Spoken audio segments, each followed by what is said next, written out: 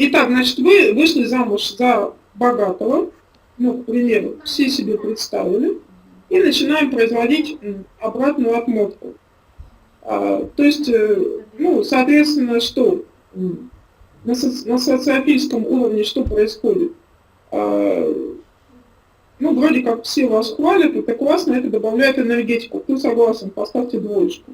Ну, то есть все хвалят, завидуют, да, ну, какую-то животную энергетику это добавляет, то есть что прикольно, там все такое.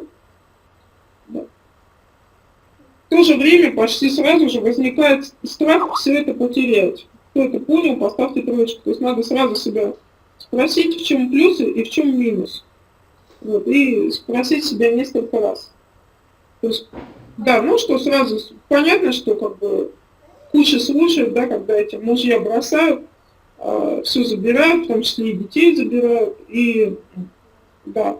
И потом, если как бы не грохнут, то на самом деле очень хорошо. То есть, ну, вот плюсы и минусы проработали несколько раз. Дальше обратная отмотка на следующий фильтр. Следующий фильтр у нас родовой фильтр. Родовой фильтр. То есть, соответственно, нужно понять, вы идете впереди, ну, то есть какой-то новый опыт осваиваете, или вы проматываете старые вновь и вновь.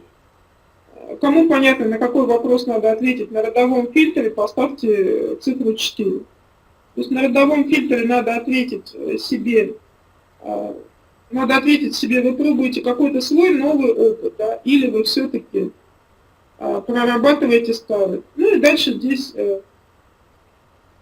здесь нужно проанализировать, то есть кто в роду удачно выходил замуж и чем это заканчивалось.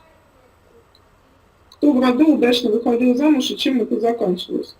У кого есть в роду такие вот случаи, когда вот удачно выходили замуж, там за богатого, все такое, поставьте семерочку. Поставьте семерочку. У нас, например, в роду, я про свой род расскажу, каждый раз, когда женщина выходила замуж удачно, после этого либо случалась революция, нет, а что случалось после этого? Вот, ну, в общем, каким-то образом очень быстро этот человек все равно становился, ну, не знаю, там, каким-нибудь членом общества не очень уважаемым. Вот. Ну, вы напишите, как у вас это происходило. То есть вот здесь вот надо проанализировать в роду, да? То есть надо вам это или не надо. Если, да, прадеда забрали заводик, то есть вот у кого женщины выходили замуж исключительно за бедных, тем, значит, можно попробовать новый опыт и таким образом для рода чего-то там как-то сделать, да? Для тех, у кого уже много было случаев, когда выходили замуж за богатых, но ничем это хорошим не заканчивалось, лучше не экспериментировать. Кому понятно, поставьте 2 плюсика. Еще раз повторю. Да. Те, у кого, значит, просто все считали, что из безопасности лучше выходить замуж за бедных там каких попало, которых не жалко потерять, тем можно поэкспериментировать. Кому понятно? Поставьте восклицательный знак. У кого уже было много-много случаев, что вот там пытался на халяву решить там, какой-то вопрос, а потом приходилось еще хуже, ну, значит, у вас будет то же самое. То есть, ну, потому что в роду уже туда ходили, уже знают. Вы знаете, как карта местности. Ходили, знаем. Кому понятно, поставьте семерку. То есть вот как через родовой фильтр. Ну, так в упрощенном виде отрабатывать. Да. Да. Хорошо, спускаемся еще ниже. Дальше у нас идет женщина. Рядом с этим человеком вы испытываете раскрытие чувств или наоборот, как бы вам хочется, как это сказать, одеть на себя какую-то маску и показаться там какой-то другой, ну там, какой должна быть жена олигарха, да, там. Вот. И причем очень важно, естественно, с этим человеком какое-то время встречаться, чтобы понять, ну, хотя бы год-два. Кому понятно, поставьте 2 плюсика, потому что за богатого человека точно не надо сразу замуж выходить.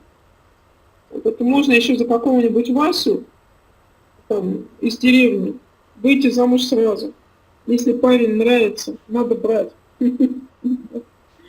За богатого человека раньше, чем через 2 года, я вам ни в коем случае не рекомендую выходить, потому что у меня очень много клиентов богатых, но я просто знаю обратную сторону вот этого всего. Кому понятно, поставьте 3 восклицательных знака.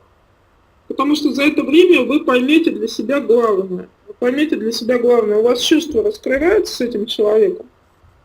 Вот. Или наоборот, как бы вы все больше и больше, все больше и больше подстраиваетесь под этого человека. Кому понятно, поставьте 2 плюсика. И то есть женщина чувствует, что вот надо еще вот здесь себя ущемить, вот там молчать, и вот здесь тоже чего-то там делать по-другому. Угу. Вот, соответственно, если ваши чувства ущемляются, то понятно, что уже этого делать не надо. Кому понятно, поставьте 4. Почему? Потому что вы проиграете качество вашей энергетики уменьшится, здоровье вы отдадите, и вы действительно станете, как я люблю шутить, поверхностной пустышкой. То есть так оно и будет. Даже если вы глубокий, классный, содержательный человек, вы станете безжизненной куклой с ноющим лицом. Кому понятно, поставьте 8. Я такие превращения видела, это реально страшно. То есть, ладно, вы будете не нужны. Мы сейчас берем конкретный пример, Люба. Вообще он подходит к любому мужчине, то есть неважно, там, бедный он, богатый или средний. Я сейчас работаю с конкретным примером, поэтому на самом деле богатство и бедность как бы вот, 2 стороны одной медали. Да? Хорошо. Значит, будете, мало того, что вы станете пустышками, я просто хотела сказать, на уровне женщины, да, так вы еще будете отрабатывать всю карму, если он там что-то где-то наворовал, кого-то обманул, потому что женщина начинает в его доме чувствовать себя как в замке вампира. Кому понятно, поставьте 2 плюсика. То есть,